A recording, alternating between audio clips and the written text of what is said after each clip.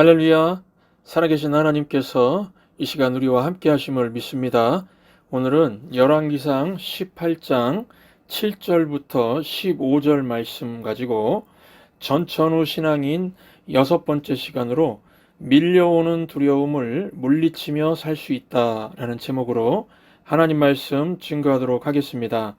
어떤 직장에서 냉동칸에서 일하는 사람이 있었습니다. 그 안에서 일을 하는데 그 사람의 상사가 모르고 냉동칸 문을 잠그고 이제 퇴근을 했다고 합니다. 그래서 토요일 주일 지나서 월요일에 출근해서 문을 열어보니까 그 일하는 사람이 얼어 죽어 있었다고 합니다. 더 놀라운 것은요, 이 전원이 꺼져 있었는데 얼어 죽었다는 사실입니다. 냉동칸이지만 냉동기가 작동하지 않았는데 죽었습니다. 온도가 내려가지도 않았는데 왜 얼어 죽었을까요? 이 패닉 상태라고 이제 두려움이 극에 달하는 그 두려움 때문에 죽은 것입니다.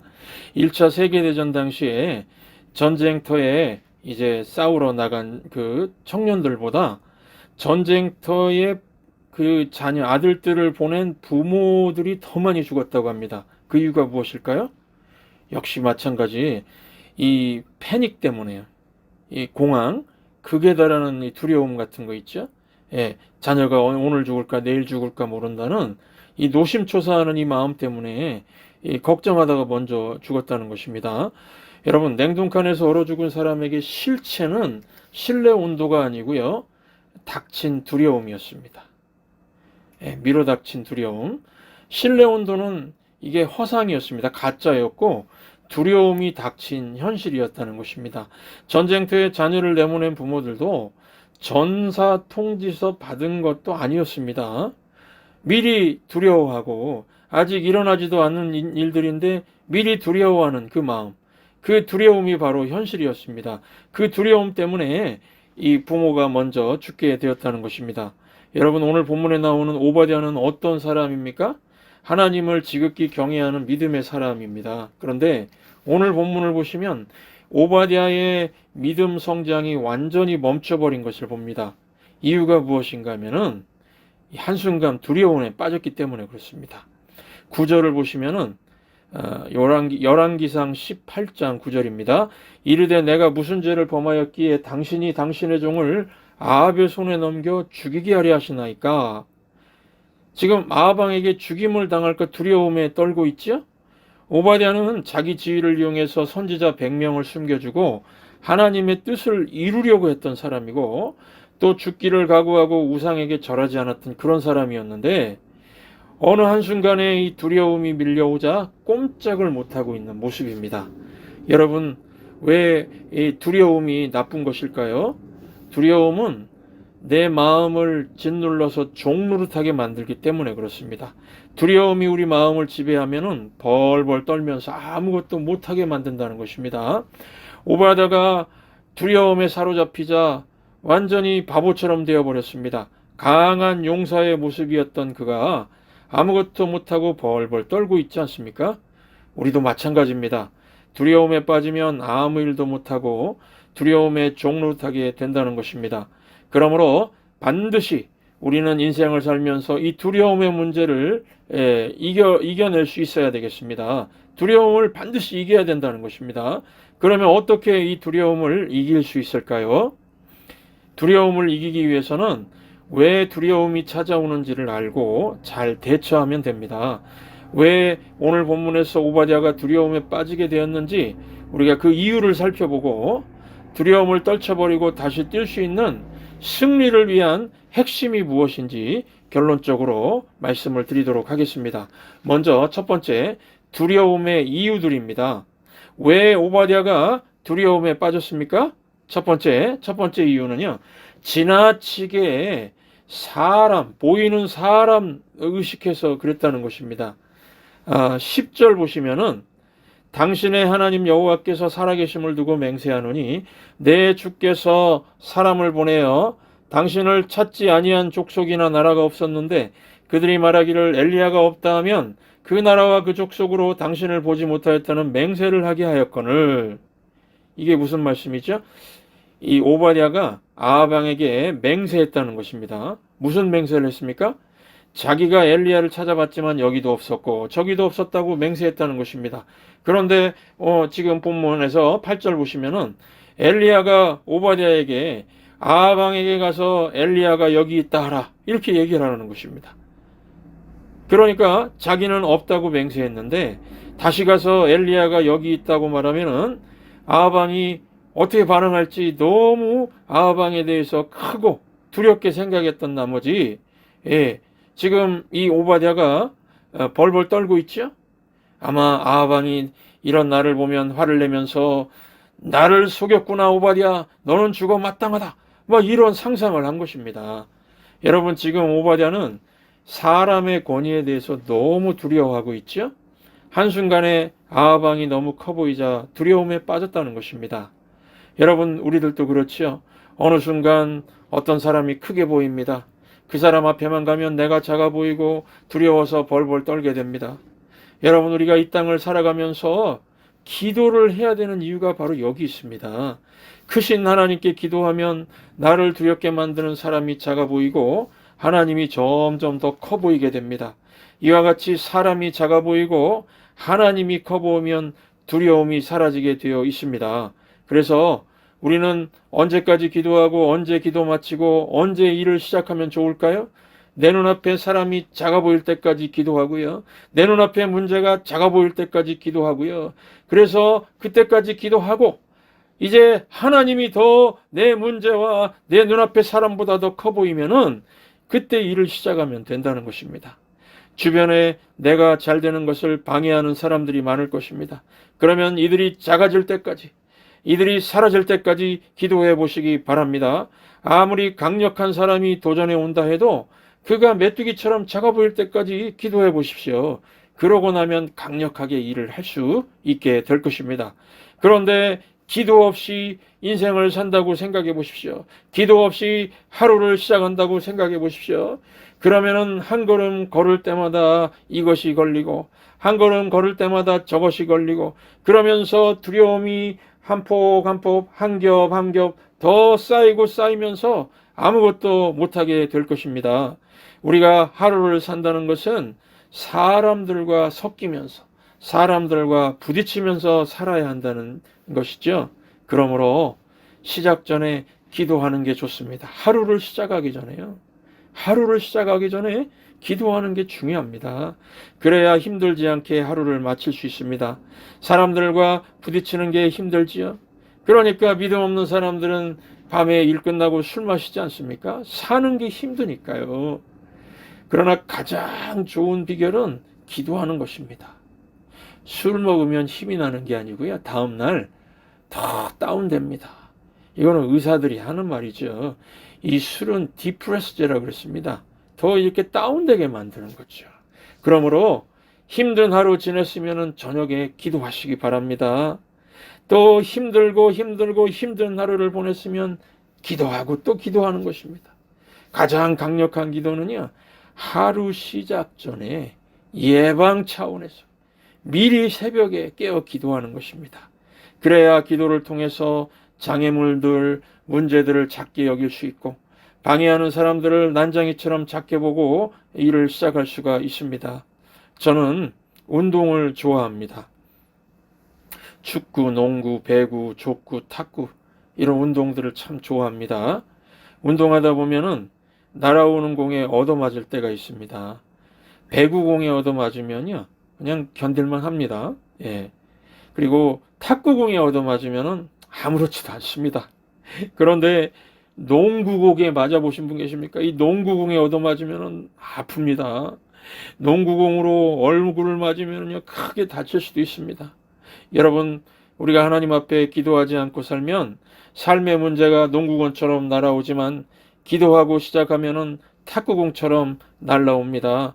탁구공은 어린아이가 밟아도 박살나고요. 탁구공은 그냥 잘못해서 실수해가지고 손으로 눌러도요. 이 무거운 사람이 누르면 꾹 눌러집니다. 우리가 기도를 통해서 모든 것을 이 작은 탁구공, 작은 탁구공처럼 작게 만들고 살아간다면 두려움을 이기는 인생으로 살 수 있을 것이라고 확신합니다. 두 번째 두려움의 이유입니다. 왜 오바댜가 두려움에 빠졌습니까? 하나님 말씀에 대한 의심이 생겼기 때문에 두려움에 빠졌습니다. 오늘 말씀 11절 12절을 보시면 이제 당신의 말씀이 가서 내 주에게 말하기를 엘리야가 여기 있다 하라 하시나 내가 당신을 떠나간 후에 여호와의 영이 내가 알지 못하는 곳으로 당신을 이끌어 가시리니 내가 가서 아합에게 말하였다가 그가 당신을 찾지 못하면 내가 죽임을 당하리이다. 당신의 종은 어려서부터 여호와를 경외하는 자라. 이게 무슨 말씀일까요? 이 말씀 참 헷갈리는 말씀인데요. 이해가 잘 안 되는 말씀입니다. 지금 오바댜가 하나님을 의심하고 있습니다. 아합왕에게 가서 엘리야가 여기 있습니다 라고 이제 말하라고 했는데, 그런데 지금 오바댜가 생각하는 겁니다. 하나님의 영이 성령께서 엘리야를 다른 곳으로 인도하시면은 아합왕이 가서 찾지 못할 수도 있는 거 아닙니까? 그러면 내가 거짓말한 사람 되는 거 아닙니까? 의심을 하고 있습니다. 여러분, 하나님께서 말씀해 놓고서 안 이루시는 그런 분이신가요? 결코 그렇지 않습니다. 하나님은 말씀하시면 반드시 지키는 분입니다. 그런데 오바댜가 하나님의 말씀을 의심하고 있습니다. 더 이상한 것은요, 하나님 말씀을 의심하고 있으면서 자기에 대해서 뭐라고 하는가 하면 당신의 종은 어려서부터 여호와를 경외하는 자입니다. 지금 이런 말을 하고 있습니다. 의심하고 의심하면서 자기는 하나님을 믿고 있다 이렇게 말하고 있는 거 아닙니까? 지금 앞뒤가 맞지가 않지요. 하나님 말씀 못 믿겠다 해놓고서 어려서부터 하나님을 경외하는 자라고 합니다. 지금 이 구절이 이해가 안 되시죠? 이해가 안 됩니다. 지금 오바댜가 이 두려움에 사로잡히니까요. 하나님 그러면서도 하나님이 하신 말씀에 대한 불신이 생겼다는 것입니다. 이처럼 두려움이 생기면 하나님 말씀조차 믿어지지 않게 된다는 것을 알 수가 있습니다.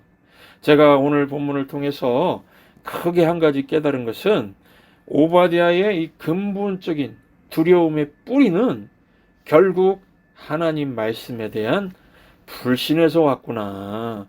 하나님 말씀을 믿지 못해서 왔구나 하는 것이었습니다. 여러분, 우리 성도들의 삶의 위기, 인생의 위기가 무엇입니까? 어느 순간부터 기도 생활에서 멀어지고 나면은 말씀이 시시해 보인다는 것입니다. 말씀이 그냥 아무 능력 없이 그렇게 보인다는 것입니다. 그래서 성경을 읽으면은 2000년, 3000년 전에 옛날 이야기 같이 느껴집니다. 그러면서 나는 요즘 나오는 신간서적, 베스트셀러를 읽어야지. 나는 새로운 지식을 기록해 놓은 그런 신간서적이 좋아. 나는 그게 마음에 들어요. 자꾸 이런다는 것입니다. 하나님 말씀은 옛날 얘기처럼 유치해 보이고 신간서적은 흥미있어 보이고요. 그래서 성경책 들고 다니는 것이 부끄럽고 민망스러워지고요.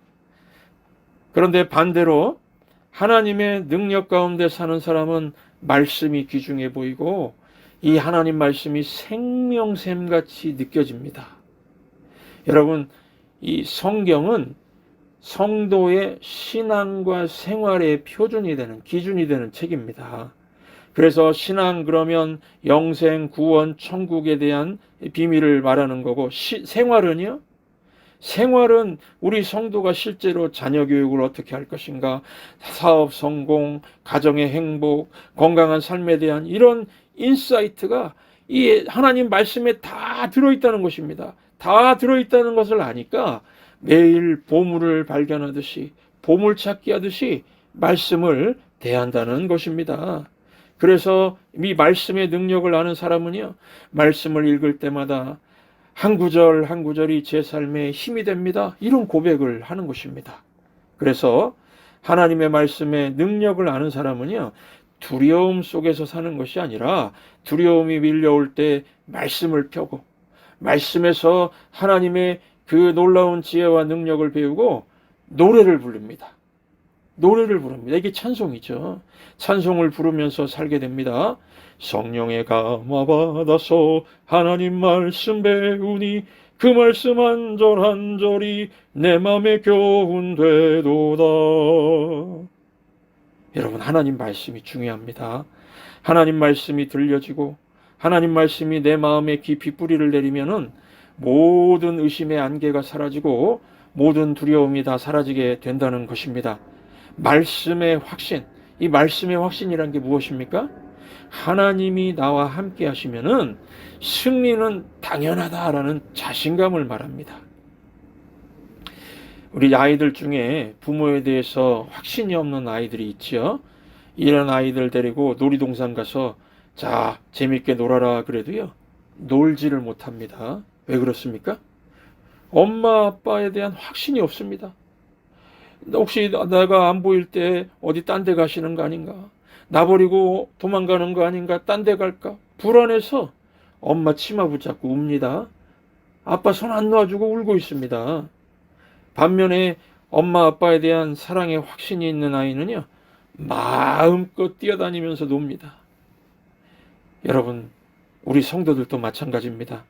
하나님이 함께 하신다는 확신이 있으면 세상이 두렵지 않습니다. 세상을 변화시킬 수 있는 자신감이 생깁니다. 세상을 향해 힘차게 나아갈 수 있는 힘이 생깁니다. 그러므로 오늘 또 이 예배 시간에 지금 증거되는 하나님 말씀이 있습니다. 증거되는 하나님 말씀의 확신을 통해서 모든 두려움을 이길 수 있는 신실한 하나님의 백성들이 되시기를 주의 이름으로 축원합니다. 자, 그러면 이제 결론적으로 승리를 위한 핵심 체크 포인트를 찾아보겠습니다. 여러분, 오바댜가 두려움을 물리치고 다시 뛸 수 있는 승리의 핵심 체크 포인트가 있었습니다. 그게 무엇일까요? 오바댜가 깨달았습니다. 엘리야와의 만남을 통해서요. 내 모습의 강함이 아니라 나와 하나님이 함께 하심을 체크하면 되는구나. 이게 오바댜의 깨달음입니다. 여러분, 오바댜는 분명히 과거의 승리의 기억이 있었습니다. 열왕기상 18장 4절 보시면은 지난주 말씀이죠. 우상 숭배하지 않는 100명의 선지자들을 구출했던 경험이 있었습니다. 강한 용사의 모습이 있었습니다. 이런 과거 승리의 기억이 있었음에도 불구하고 왜 지금 현재의 싸움에서 다시 두려움이 생겼던 것일까요? 왜 지금 상황에서 다시 두려워 떨고 있는 것입니까? 이미 과거에 승리의 경험이 있었는데요. 여러분, 승리를 얻어내는 방식과 이기는 방식에 대한 오해가 이 오바댜에게 있었다는 것입니다. 오바댜는 부족했었고 연약했었습니다. 하지만 하나님이 함께 하셔서 모든 역경을 이기는 강한 자가 될 수 있었습니다. 그런데 내가 강해서 그때 승리했구나, 이런 생각을 하게 되었던 것 같습니다. 내가 충분히 지금도 강한가? 지금 크게 보이는 아방 앞에서 내가 충분히 강한가? 내 자신을 확인하고 있으니까 두려움에 빠지게 된 것입니다. 과거의 승리는 강한 내가 아니었다는 것입니다. 오바댜가 한순간 이런 착각에 빠지자 두려움이 몰려온 것입니다.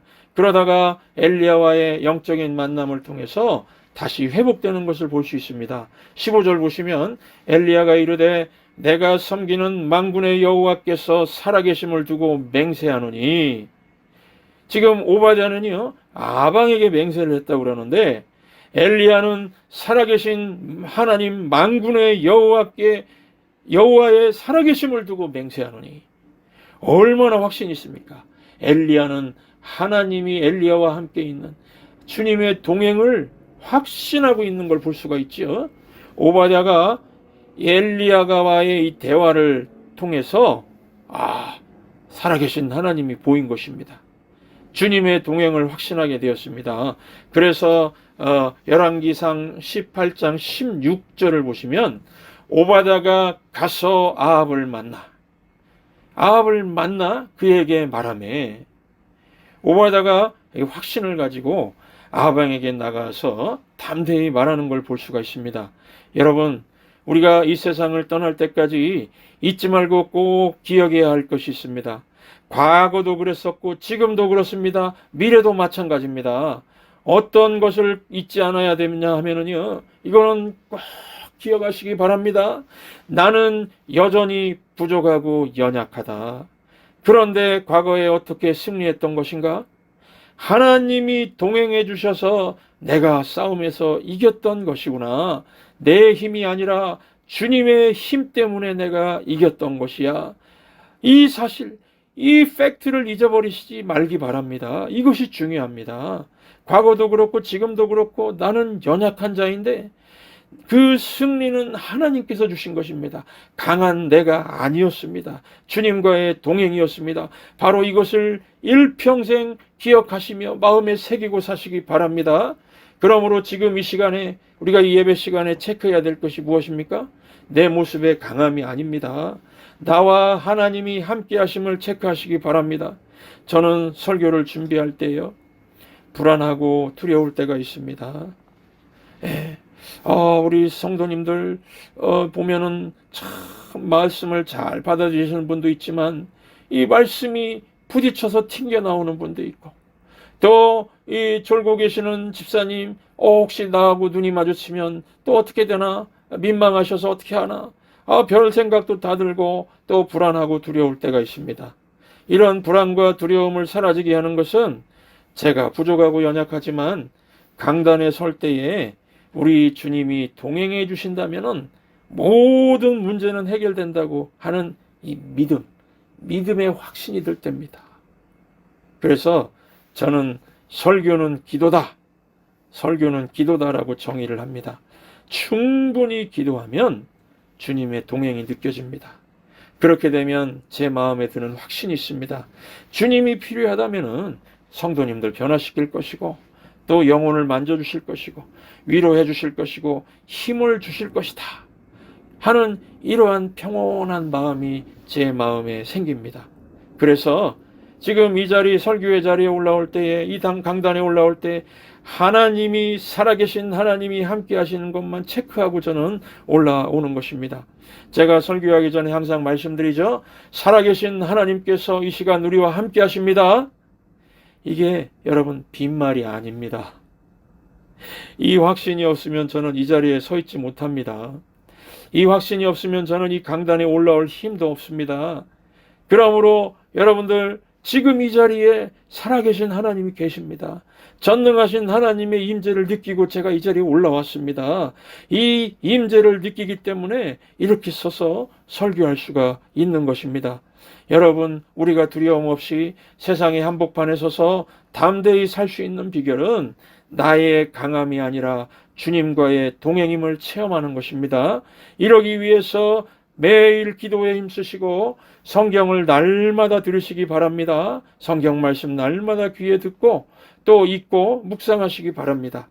그러면은 어느 때는 하나님 말씀이 개미소리처럼 작게 들리다가도요, 어느 순간에 이 한 구절이 천둥처럼 들릴 때가 있을 것입니다. 주님께서 지금 나와 함께 하시는구나, 주님의 동행이 강력하게 느껴지는 순간이 있으실 겁니다. 우리가 살면서요, 마음이 흔들리고 불안하고 두려운 이유는 내가 결과를 가져와야 한다는 생각 때문입니다. 여러분, 인생의 결과는 내가 가져온 것처럼 보이지만 하나님이 허락해 주셔서 우리가 누릴 수가 있는 것입니다. 결과는요, 주님이 주시는 겁니다. 우리 주 하나님께서 주시는 겁니다. 그래서 주 하나님이 나와 함께 하시는가 하는 이 함께 하심만 체크하시기 바랍니다. 그러면 항상 이기게 될 것입니다. 어디를 가든 두려움 없는 삶, 언제나 평온함 가운데 결과를 가져오는 인생이 될 것입니다. 여러분, 이 주님과의 동행을 성경은 임마누엘 이렇게 말합니다. 나를 사랑해서 이 땅에 오신 주님, 나의 죄를 속죄하기 위해서 죽으시고 부활 승천하셔서 천국에 우리 있을 곳을 예비하시고 다시 오셔서 우리를 영원한 천국으로 인도하실 주 예수님께서 지금 우리와 함께 하신다는 것입니다. 여러분들 믿으시죠? 이 임마누엘 주님, 이 내용을 찬송으로 지은 것이 예수 사랑하심을이란 찬송입니다. 우리 찬송가, 지금 갖고 계신 찬송가를 보시면은 이 공명이 좀 특이한데요. 차이나라고 표시한 걸 볼 수가 있습니다. 차이나는 중국을 가리키죠. 중국, 차이나. 이 배경이 있는데요. 이 선교사들이 중국에 이제 선교하러 들어갔을 때, 복음을 전할 때에 두려움 속에서 살아가던 중국의 백성들, 여러분 중국도 전쟁이 얼마나 많았습니까? 거기는 한 번씩 전쟁 나면은 정말 엄청난 사람들이 죽고 가난에 시달리고 그랬지 않습니까?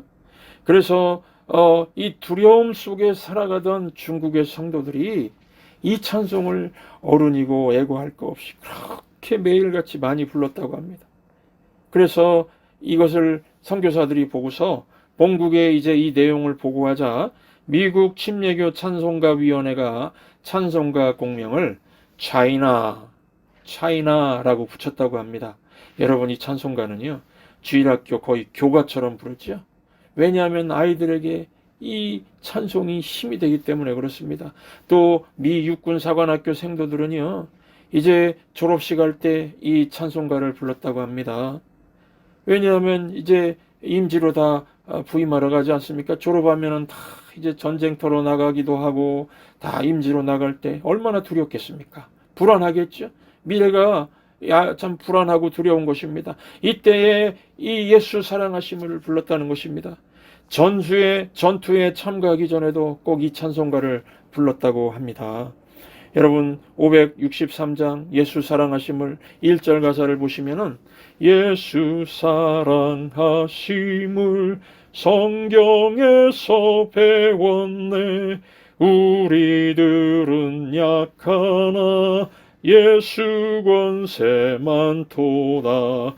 날 사랑하심 날 사랑하심 날 사랑하심 성경에 쓰였네.